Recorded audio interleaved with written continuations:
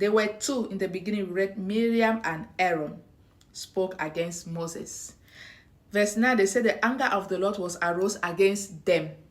But at the end, suddenly Miriam became leprous. Only Miriam became leprous, not Aaron that she was speaking with. That's why.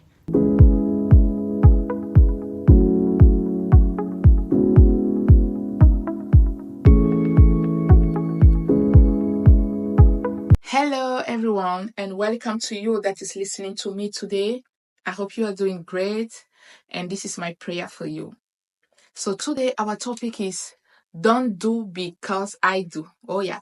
Don't do just because you see me doing, not because you see your sister doing, just because your friends are doing it, just because it is a trend and you just follow. No, don't do just because I do. Last week I was in a conference, and it was a women conference. It was so insightful, so powerful.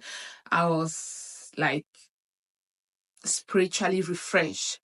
And when I came back to the conference, I was challenged to go and read about some female figure in the Bible. And in my research and my reading, I was reading the story of Miriam. And this is where this topic just pop off. It's pop off or pop on? Anyway, this is how this topic just come to me. Don't do just because I do. You know, Miriam in the Bible is the sister of Moses. From the beginning of the story of Moses, she is there. You remember the Sunday school story where Moses was put in a basket by her mother when Pharaoh wanted to kill all the male child, and then she put the child inside the water, and Miriam was the one that was following. I'm not talking for Miriam, my daughter. If you're listening to me, Miriam, I'm sending you a kiss. So Miriam, the elder sister of Moses, so she was the one that was following the basket from far to see the person that we carried the baby. And when she saw that the daughter of Pharaoh took the child, she ran and she said, I know someone that can help you to take care of this child. So from the beginning of the story of Moses, Miriam was there. She played a very strategic role. And now this is Moses that came back and to deliver the Israelite. And Miriam is there. Miriam is still there with him. And his brother Aaron, her brother Aaron. And let's read in the book of Numbers 12, verse 1. He said, Then Miriam and Aaron spoke against Moses because of the Ethiopian woman whom he had married. And then in verse 9, he said, So the anger of the Lord was arose against them, and he departed. And when the cloud departed from above the tabernacle, suddenly Miriam became leprous, as white as snow. There were two in the beginning. We read Miriam and Aaron spoke against Moses. Verse 9, they said the anger of the Lord was arose against them. But at the end, suddenly Miriam became leprous. Only Miriam became leprous, not Aaron that she was speaking with. That's why don't do because I do. You cannot just follow a trend. You cannot just say things because people are saying things. You cannot just do because my sister is doing. You cannot just do because your friend is doing. No. You don't know the covenant. You don't know the consequences. Sometimes it's not even a sin. Sometimes what you want to involve yourself in is not even a sin. But because of the covenant, because of the consequences, you cannot just step yourself into things and just doing it like that. You have to know what is your purpose. You have to know who you are. And when you know who you are, you don't just visit places just like that. You don't just do things just like that. You don't just work with people anyhow. You just don't do because me, I did. Hmm? I remember one time I was discussing with a friend, and we were talking. She was talking. She was telling me the story of somebody, the past of the person, and she was like, "If you look at the past of the person, you will not expect the person to have this beautiful life the person has today." And she was like, "From now, I will never judge somebody from his past or from her past." Yes, what she's saying is true, but there's a question: is it because the person was living the reckless life, and then today the person have a very beautiful life despite what she did in the past, that maybe you too you will say, as the person just had at the end a good life, let me too just do live my life as I want. At the end, I will just come and ask forgiveness to God, and then I will also have everything. I will also just get married. I will also just have a beautiful life. No, it doesn't work like that. It doesn't work like that. We have here the story of two persons that did the same thing. They mocked the same person at the same moment, but one person was punished and the other one wasn't. I looked, I found everywhere in the Bible, like reading, doing my research. Is there any place in the Bible where God said that Aaron was punished because of that particular gossip they did against Moses? There is not. There is not. Aaron has been punished for the other things he did, that he was alone.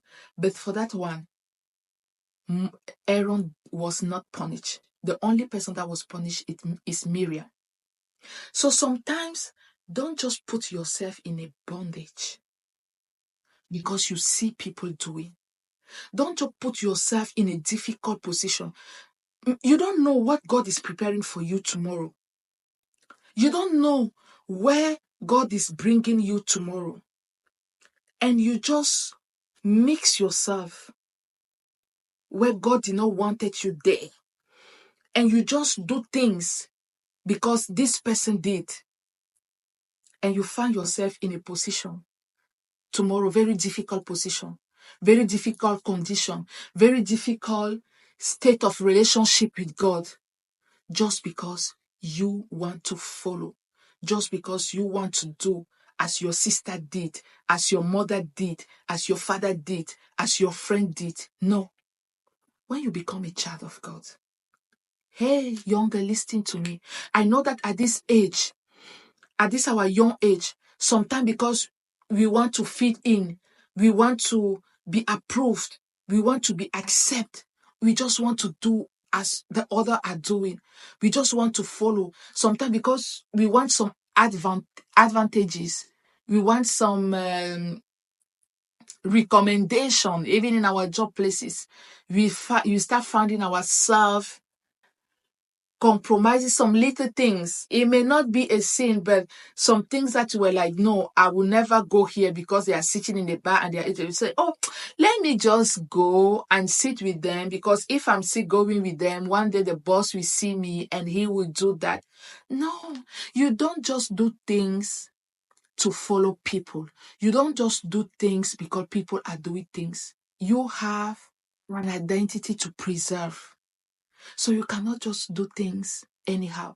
So how to stand and not follow people blindly? I know as young girls, as women, we are sometimes tempted in front of situations to just follow people. But I want to ask you a question, or I want to help you to reason, because sometimes maybe you are already in that situation. Maybe you are already in that position that you just follow blindly. And even you, where you find yourself now, you know that this decision that I took to follow this or to follow that, it wasn't right. But you are stuck because you are maybe ashamed to say the truth. Maybe you are ashamed to come out. Maybe you are afraid to come out. And you are like questioning yourself. I want to tell you this. You know, Jesus, that he died on the cross of Calvary. It was for you. It was for you to be saved. It was for you to have the life you have today. It was for you to be redeemed. He didn't look back. He did the sacrifice for you. So I'm asking you the question. Who is that person? What is that person giving you that you follow the person blindly, and then today you are afraid to stop following, to change your mind in the thing you say yes, because you will be afraid that the person will not be happy. The Bible says, what is the gain of the man to gain the world and lose his soul? You have to think about your soul. You have to think about who you are. So one thing that will help you to stand your ground and don't just follow people blindly. The first thing is to know who you are. When you know that you are a king, when you know that you are a queen, when you know that you are a princess, you don't just mingle yourself anyhow. You know who you are. You know who is your father. You know who you belongs to. You know the kingdom you belongs to. And so you don't just taking decision. You don't just follow people anyhow. The second thing is to develop your relationship with God. Because I know how it can be difficult when you are in the midst of people to stand alone, to say no to some things. And if you don't have Christ, if you don't have the power of the Holy Ghost to back you up and to help you to stand your ground, you will not be able. And you will find yourself inside that thing again, compromising yourself again, because you don't just know how to stand your ground. So one thing that will help you is when you develop that relationship with God. So that when that moment comes, you stand your ground. You have that power that comes from your spiritual man, your inner man that is telling you that and at that time you are not afraid. You say, no matter what happened, I cannot follow this. No matter how they will see me, I cannot do this. You have to develop that intimacy with God. The third thing is that always ask yourself before involving yourself in anything, God, should I? This is David. Every time David wanted to face a wall, every time David was in front of a decision he has to take, he was always inquiring from God. Lord, should I pursue? When God say go, then you go. When you don't have the go, you stand there. You stand there. You don't move. And the fourth thing is that you have to live with that mindset. We are people that are set apart, not to fit in. So understand that you will not fit in everywhere.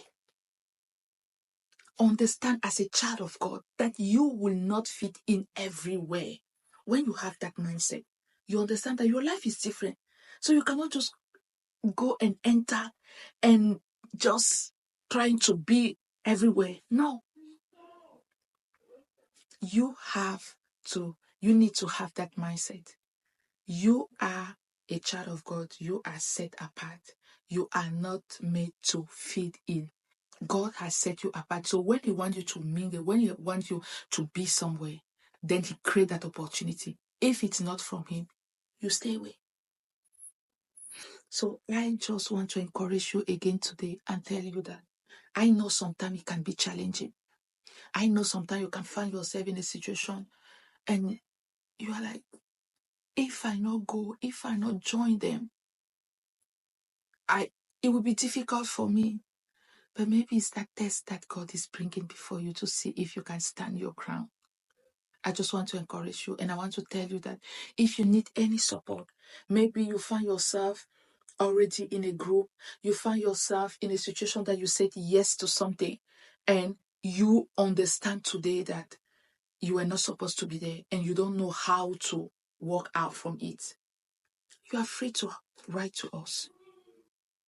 We will help you. We will follow you up. Sometimes, when you're in the pit, sometimes you try to come out from yourself. It's not easy. But if there's somebody that sends his or her hand and you hold the hand, it's easy to help you to come out from the pit. So we are here for that. If you find yourself in this type of situation that you just followed blindly, somebody that you just followed blindly and you find yourself in a relationship that you just followed blindly and you find yourself, you took a decision that you are afraid of the consequences and you don't know how to come out from it. You don't know how to do. Write to us. We will help you, even in our prayers, in our advices, and maybe in some process to come out from where you find yourself now. And I know as you listen to this message today, God is speaking to you and He wants to help you. He wants to help you to stand your ground. He wants to help you to know how to position yourself and not just follow people blindly. As you are doing it today, as you are taking the decision, as you are checking your life and examine where you just go like that, the Holy Spirit will help you. And of course, follow my page because you will continue to have more insight about the challenges you are going through. May God bless you.